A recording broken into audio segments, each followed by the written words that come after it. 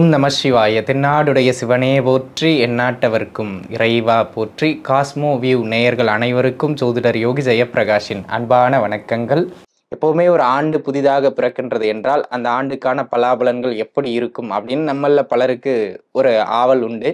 அதுலேயே இந்த 2025 பார்த்தீங்கன்னா கொஞ்சம் ஸ்பெஷலான ஆண்டு அப்படின்னு சொல்லலாம். ஏங்க அப்படின்னு கேட்டிங்கன்னா, இந்த ஆண்டு பலன்கள்லாம் இருக்கு பாருங்க, அது வந்து 4 கிரகங்களின் அடிப்படையில் தாங்க கணிக்கப்படுகின்றது. ராகு, கேதுக்கள், குரு மற்றும் சனி பகவான் இவர்களினுடைய ஆதிக்கத்தின் கீழ் தான் இந்த வருட பலன்கள் அனைத்துமே கணிக்கப்படுகின்றது.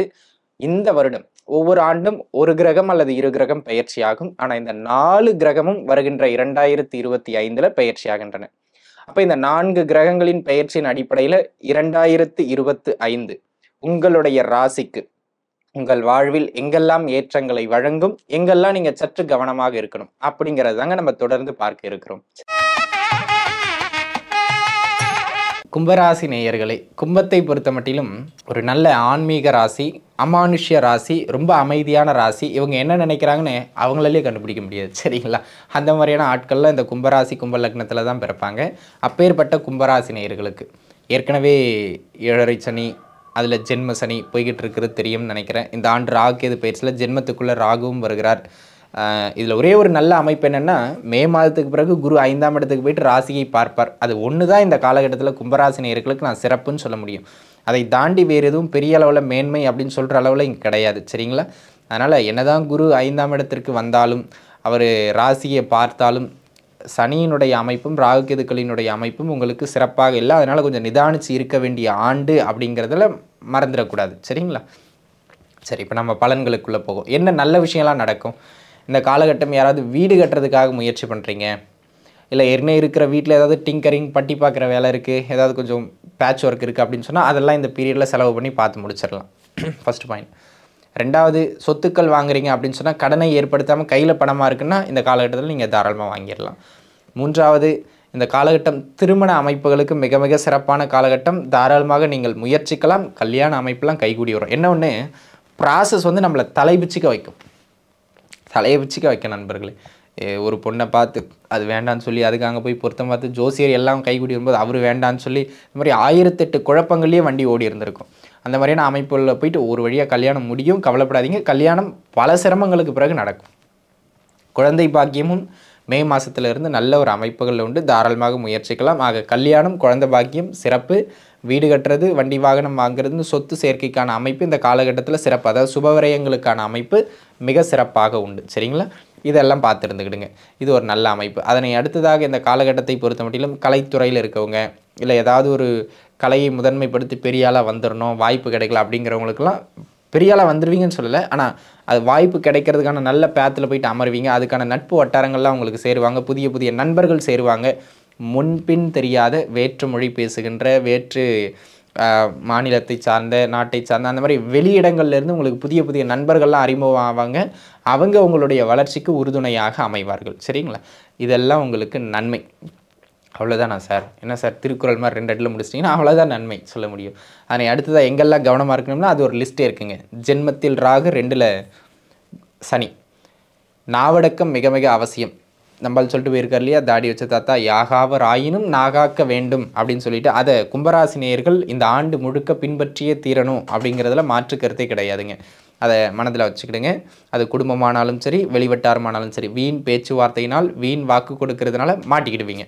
அதில் கவனமாக இருக்கணும். ரெண்டாவது, ஹெல்த்.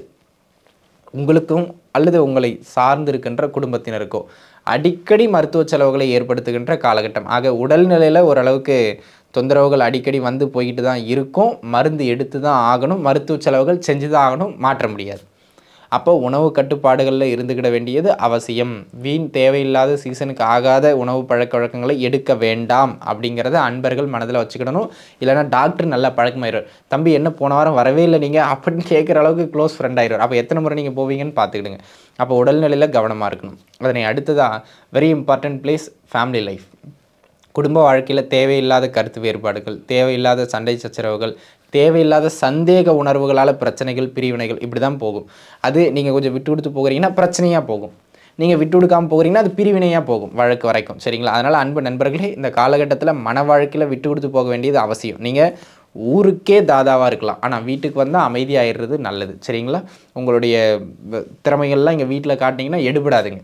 அதை பார்த்து இருந்துக்கிட வேண்டியது அவசியம். ஆண் பெண் இருபாலாக இருக்குமே. சரிங்களா?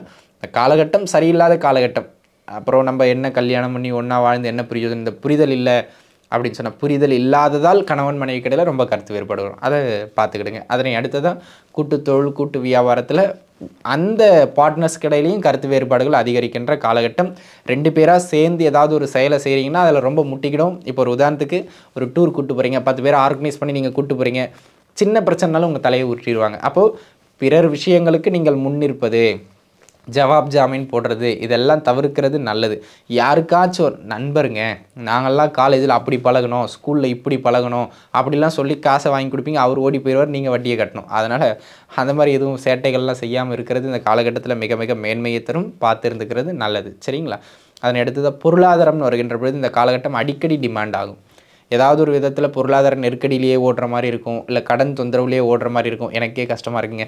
ஒரு லிஸ்ட்டை போட்டு, அண்ணா நீங்கள் உங்களுக்கு வந்து இந்த கையில் அடிப்படும், உங்களுக்கு அந்த காலில் அடிப்படும், ஒவ்வொரு இடமா இங்கே அடிப்படும்னு சொல்கிறதுக்கு எனக்கே கஷ்டமாக இருக்குது. பொதுவாக சொல்லணும்னா தொழில், பொருளாதாரம், ஆரோக்கியம், குடும்ப வாழ்க்கை, மனநிலை உட்பட அனைத்திலுமே கொஞ்சம் நிதானிச்சு இருக்கிறதும், எதிலும் அகலக்கால் வைக்காமல் இருக்கிறதும் உங்களுக்கு நல்லது. ஏன்னா இங்கே எல்லாவற்றிலுமே அடி விழுகும்.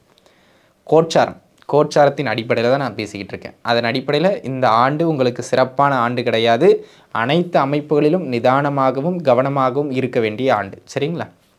பரிகாரம் அப்படின்னு கேட்டுக்கிட்டிங்கன்னா, பெருசாக ஆசைப்படாமல் இருக்கிற வளர்ச்சி போதும், பெரிய வளர்ச்சி இல்லைனாலும் பரவாயில்ல, இருக்கிற இடத்த தக்க வைக்க முயற்சிக்கிறதே பரிகாரம் தான். வளர ஆசைப்படாமல் அதை தாண்டி உக்ர தெய்வங்களினுடைய வழிபாடு, குறிப்பாக நரசிம்மர் வழிபாடு அல்லது காலபைரவர் வழிபாடு தலை சிறந்த வழிபாடாக அமையும்.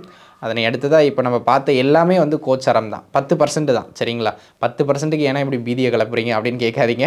உங்கள் சுய ஜாதகம் வலுத்துருச்சு அப்படின்னு சொன்னால் இந்த 10% உங்களுக்கு பெருசாக தெரியாது. சிலர்லாம் பார்த்தீங்கன்னு வச்சுங்களேன், ஜாதகம் பார்க்கும்போது 7.5 சனி நடந்துக்கிட்டு இருக்குங்க, கொஞ்சம் நிதானமாக 7.5 சனியா அப்படியா என்ன பண்ணும், இங்கே கஷ்டம் தரும், அப்படிலாம் ஒன்றும் இல்லை, நான் நல்லா தாங்க இருக்கேன் கடவுள் புண்ணியத்தில் அப்படிம்பாங்க.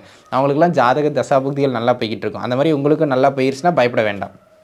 ஒரு வேளை அன்ஃபார்ச்சுனேட்டாக இருக்கக்கூடாது, இருந்ததுன்னா எதிர்மறையான அமைப்புகளில் தசாபுக்தியும் இருக்குன்னா சிவசிவன் அமைதியாக இருந்துடுறது நல்லது.